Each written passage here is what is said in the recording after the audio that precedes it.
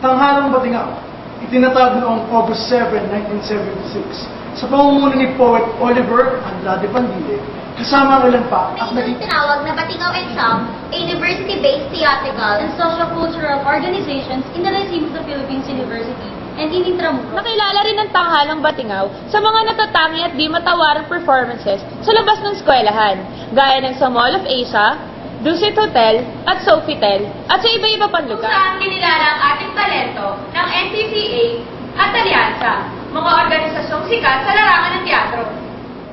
Ginawaran din tayo ng Haribon Foundation bilang Ambassadors of Conservation.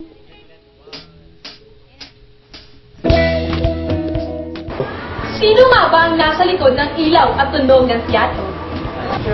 Sining technical ang sagot sa lahat ng yan. Hindi ba kayo nagtataka kung sino ang mga taong nasa likod ng kortina nito? Sining backstage ang pangalan sa inyo?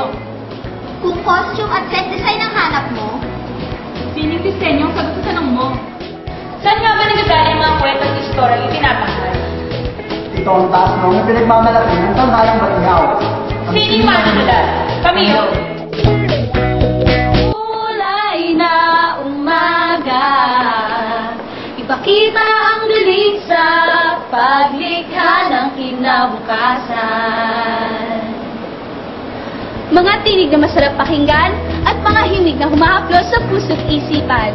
Halina't sumabay sa pag-awit ng sining musika. Kung galaw at himig ang gusto mo, bagong steps at pause ang matututunan mo. Sige! Ako! Kung pag-arte naman, ang forte mo. Kung PTA gusto mong matuto, kahit anong genre pa ay kaya namin ibigay sa'yo. At kahit ano pa ang mundi nyo, ay tiyak itong mababago pag kami na ang kaharap ninyo.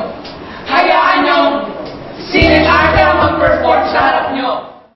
Kung gusto mo ng lahat ng ito, bakit hindi mo gawing makabuluhan at makulay ang buhay mo? Dito sa Tanghalang Batingaw, buksan mo ang pinto ng puso mo. At bukas pagmalaki ang aking sining at talento. At sabihin, Batingaw ako!